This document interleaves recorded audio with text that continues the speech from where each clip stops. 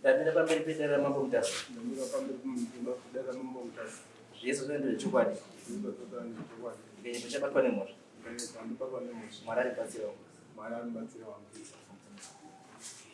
Kamsoro hii mambo Mutasa. Ndari yesa ndipo funga ina mgumura. Nogara pa DC ya. Nimeo Nyaya yangu ilikuwa mlima wa Mamuka waka akafanya mba yangu katika ground. Nini nisibone nje basi. Pamshapa takasiwa na baba. Tapiwa mshau 73. Tapiwa 73 na sabu maonya. 73 tu matafuzi apa maka garaba. Minda yenye kusaidia. Ndio maboka ngawaka garaba pasi na minda yakafana. Minda kwenye kusaidia. Saka baba wazo kuwa kurima 83 akunuka munenda kurima baba waenda kwa kurima munenda kwa wale mamunenda kwa ya kusaumba mbaya wiko munenda kwa kugara 83 baba wakazo share 90 kuva washeka baba watsisi tutasala isuwana tasala tilipo wana mkomo wakasala chigara ipapo nwamo wazukuru zimukana mshapedu na 2006 mkoma akatanganisana na mamuka arujazi njimbo yangu mkoma anoti njimbo yako sei pana pande pa baba wetu mpaka baba wetu una matunga wa baba wetu ati but gara pana pa Yesu Mungu zonesha kwa sasa unoti pana pande pa sei Nyaya yakanetsa bayana kwa mambo kwa kwashi ishi unobati Nyaya mamuka iwa sikuziwa munhu atinoziva panzvimbo inyamugumura iwo mwamuka sei kuti nzvimbo ndeyako waona nzvimbo kuno kumwamuka yobva yatonga yakadaro ndo ndatofunga kuti yapera mukoma wayawo wakazoshaya wakanga wari ipapo kubva washaya ndobva ndasarawo ndini ndiripo tiri kungowakamsha wetu ndawakaimba yangu 3 rooms house iripo yakapfirirwa zvese yakapera vatati mwana chigara mwana wangu anga chigara ipapo obva agara inini unendiri basi ndazouya muna December muno ndosvika imba yakapfanya basi imba yapfanywa sei ikazima muka yapfanywa akapfanya imba sei akadaro kuti nzvimbo yangu sabhuku aruzviziva sabhuku harisizviziva kuti imba yakapfanya ishe aruzviziva ishe kuti inini handisizviziva kuti imba yakapfanya asi imba yakapfanya saka ndini ndo pandakafunga nenyaya yangu ndikauya kuno pamambo kutanga ndibatsirewo nyaya yangu namwamuka imba yangu iri pasi zvese zviri papa chino chakabuda ipapo marata acho zvese madhoframe zvese zvakangoungana zviri pasi ndiwo nyaya ndauya nayo kunonga mamutatu ndibatsirwewo panyaya yangu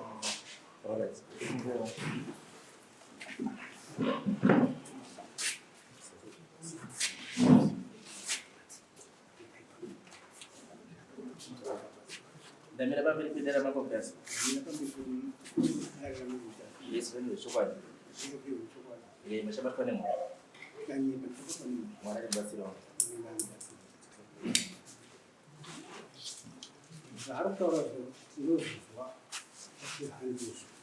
Pamusoro changamire zita ndiani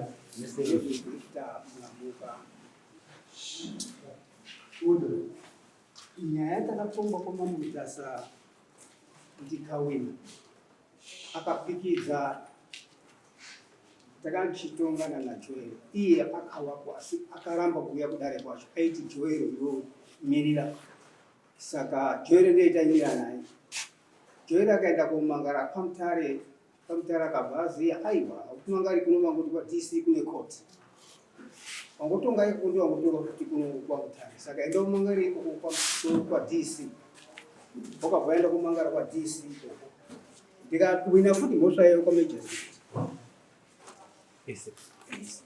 saka ndozondishamisa kuti vauramba uchingotenderedzana nenini voita vatatu zvipamapane ungozi bhendo wacho wakati wakaisapo wacho anga kutotema miti mumunda mangu mumu nekuti urima ipapo ndakasvika ndikamurambidza kuti haufaniri kutongoda rubakati ndindazigara panapa uchizigara ipapo nani inipa papo ndakapuwa naishi neveni izimba ishi nengwe haisiri kupuwa kwa nyambumura kwa kwa nyambumura mugara mbuko ramaonya ndiye sabhuko saka wakazoiswa mu ndiye anani zvikazi ndo zvinoziya ngoita kaizvo kutaurira ini kana wakataurira wasa wakataura usali zviri zvo ibva wakaramba kubva svikira ndakaenda kuimangara ukoti kwa major akadaizwa akaenda akabhazi no zvoita izvo ngezvokufungidzira hazvisi zvine chokwadi nekuti wakanga ari panyaya yacho indijoyo nyaya yacho ikabva kwa Mutasa ikauya kuno ukoti kwa magistrate mwamukafuta akandowina nhasi unoyo wakupinda uyo kuita uchingani asi tetiririra izvo akabva kwa judgment yekuti izvo haufanirwi kunge uchisenza ipapo kana kutema miti ipapo kwe12 months kusvikira taona mwamuka zvaa kuti iye nyaya yake wakamangara kwagageni zvokwazvo manyaya yangu ndakamangara kwegageni tikazi enda kubhadhara mari ndikabhadhara mari ingona kuita 10,000 ari mabondi zobvapo zvikazi yasara mari ingona kuita 300 user ndikaenda kubhadhara mari yacho 300 user musi wa 6 October ndikabva ndapuwa tsamba yekuzi chienda namajority wopuwe kwagageni ndikapuwa kwagageni wacho wakabva waenda kuchotopwanya imba yacho ndapedza mari yacho ingona kuita 450 user yaidikana yacho handi ndakapwanya wekwagageni wakawaya mapepa acho ndinawo aripo apo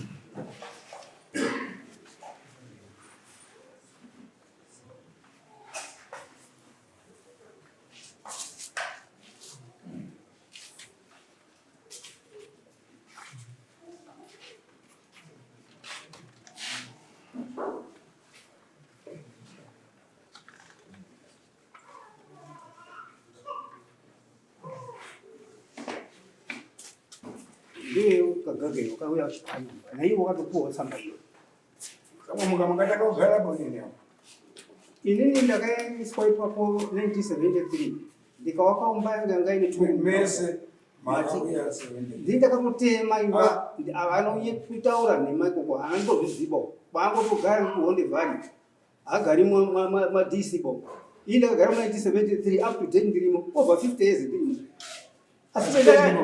mati pasitendi ipapo panga pandori pangu asi kii ndakazogara muimba yababa imhosva yekuti ndakazorega uchawa akamusa kunga baba ashaika ndichizi ndiwo wababa ipapo saka ndakabhara iyo kwako kushori mabasa ndochigara hangu kunoku imba ndisindise roofing yacho yenda ndakaita room house handina kuzoipedzisa kuti ndichaiwa ke nekuti ndakaona kuti vino ndichitowake pababa penda ndatenderwa nawo koma wese kuti ndiwo udiki kuwapwere wese ungofanira kuchisara ipapo saka ndopena kuchigara chichitorima futi payadhi pababa ipapo nemunda wababa iwapo saka ndaanda kuchisa from 73 mati kubva 1973 wacho taindorima tisikagari asana tumbuta ngataure kuti zisu murume yaruti akapasa 73 imi makapasa 73 ndogorera yawanhu pakanyamuparara kuna sabhuku maonya nasabhuku newengo handiti kana uchizowapiwa uku ndokune dzimba minda iri paiyenga handiti musha wakatakakuwakwa panzvimbo iyi ndewani wakatakakuwaka ndini ndakatotema miti yakanga yasiya kambani yacho waka ndini ndakawaka ipapo madangawaka ini ndini ndakawaka ipapo uwo wakazosara waka ipapo ndatowakufasa ini shuya kowaka pamayadhi pamusoro pedzimwe wakabvisa dzenyu wakatoputsa yangu ende ngaisati ine denga iya pa uchichitota wakagota here kana kuti wakazoputsirawo here ko handichazivi ini nditori kubasa ndomazvaka ndishowaka osboinde kubva ndabva ndaendeswa kuchirezi ko wakadhema mbozitoko mukosi ndopendakasvika ini vanhu vautogara pamunda pangu sei right, it's okay.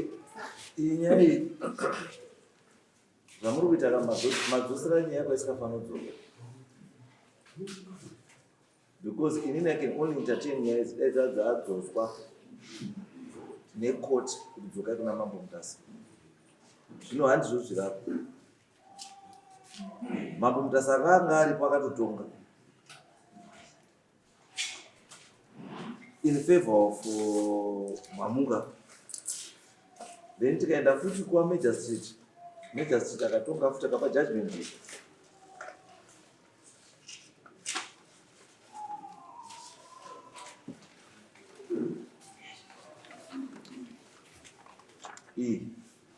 Musi wa 6 November 2020, the appeal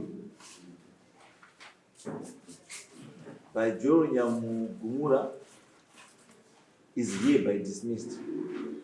2. Judgment granted by Chief Mutasa dated 26/9/2020 is hereby upheld. 3.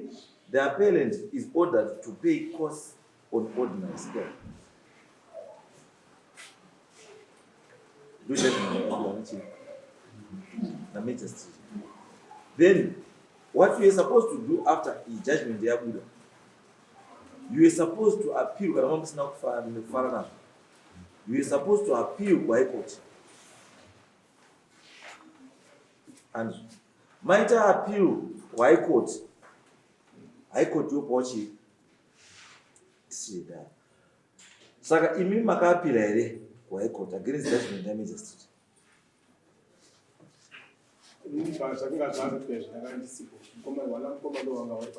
Right. So wanamkoma wenyewe wanakuvuta ulai. But they were supposed to tell you pavakapinda court what was the outcome. Uzwaisa wanga support ngokutoenda court tadyiwa Nyaya anditi ku court tazi apasi pedu, let's appeal kwa court. Because chakazoti messenger of court azotopiwa ine tsamba iyi nepower re-eviction. It's because papasina challenge, hapana ka challenge. Saka court ndiye akazotonyora tsamba ichipa messenger of court uya akabhadhara makosi ake ekuti auye kuita basa rake. Messenger of court akauya akapwanya dzimba sekutumwa kwangaita kuza hapana akanga challenge judgment hiyo.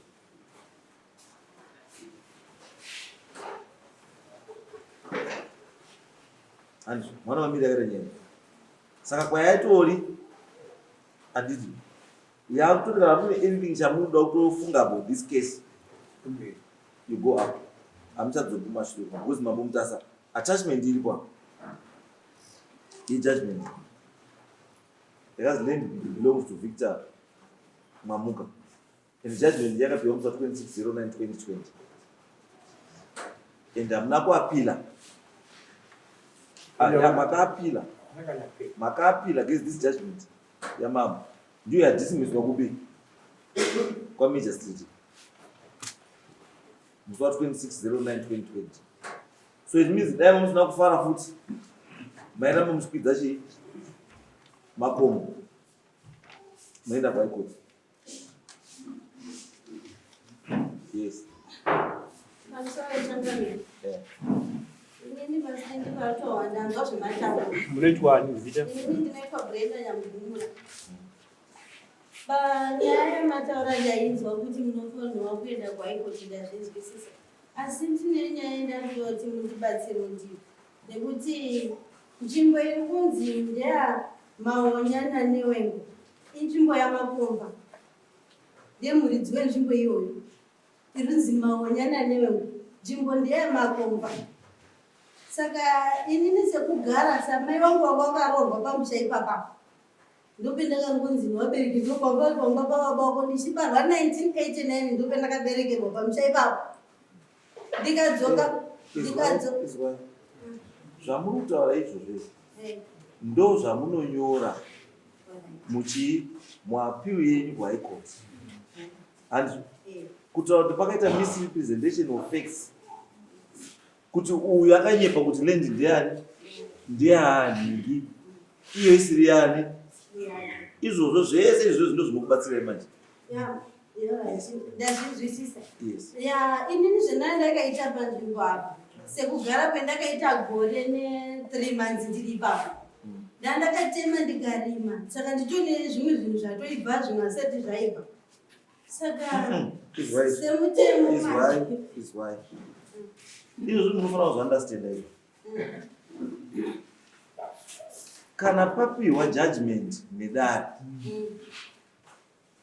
And judgment ndiyo yamunoteedzera. And because imi makatomiswa kurima. And because makataurwa kuza pasi pane penyu. And asi imi ndobva maprocedure kuenda kuramba muchiita sei? Muchinorima. And saka kana mauda kuti imi dare richiti imi horai zvamakarima zviye zvikohwa henyu ita henyu. Zvakuti dare chinhu chiri wrong, dare rakuti iwe chiri right. Your farming activities were illegal. Andizio? Saka imimi muda kuchaya kuti muti an illegal act. Andizio? Is illegal. Azvidi, because chekutotanga chamakaita chiri illegal. You acted in contempt of court. Kuti court ikakutora kuti hapasi penyu. Ivai. Andizio? Ndobva maenda kurima. Kutorima kwamakaita ikoko imhosva kukoti yecontempt of court. Makazvidza dare. Then mazvidza dare, maakuti aiwa, tine magwere edu arimo, tinobhadhara magwere edu. Aiwa. Kana makubhadhara magwere enyika, it means kuti mune right kunge muri ipapo. Aiwa, zvandandodoti nditsanangure mambo ndezvekudai. Ndakandoda kuti seiwo sekuhwina kwawakaita nyaya yako. Ndakandoda kuti titoni watondibatsirawo pakutipa zvinhu zvendakanga ndarima pero ukazondikanyira imba musi wa4 December. Ndaikumbirawo kuti ndikwanise kubvisa zvinhu zvangu zviripo. Chachikumbiro handisi kuti zvamutaura zviri wrong. Aiwa, ndosandotaka izvo zvazvigara ndine dare. Alright. Izvozvo ndezvokuti munoenda manje through masabhuku nechinawo kuti vasvike kwamuri motaurirana at your local level. Alright. Noti kuti dare ritaure izvozvo kuti ai kuti dare rakatotonga kare kuti pamuri handi penyu.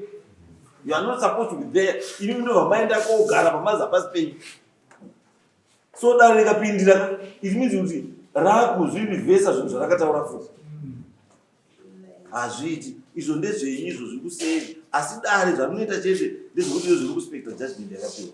And inini ndo chamunofanira kurespektawo kuti respectai judgment yakadii yakapiwa. Kana muine zvinhu zvinokufadzai, appeal against that decision kuhigh court. Not kudzoka pana because majudgment arapa they are binding because hapana kana hwani yakakondeswa.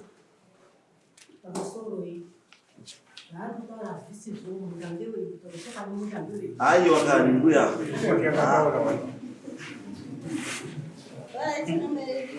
Right, yatopera nyaya. Kana mune nyaya anything else up. Appeal high court. Urenda wacho ukupikidza wacho. Atone judgment futi ilipo apapo kuti afani ungachipika. Ndatoona peace order. Unopikidza peace order iripo. Andi. Saka iye kutokumbira mbudzi yazvarira pano vanhu kudini. Kuda kutandirwa chi. Kutokumbira indirect akuti mimi chende mugare pasi semunhu, sewanhu. Mubasa ro mubasa muzwa chichimo chake. Kana musingakwanisa mukwanisa. Kana muchigona munodi. Because aiwa sanditaure izvo. Ndatendai uko. Yatopera nyaya inini beba kuti munhu kana muda kuti chitai appeal against decision kana muti mitandei. Right, and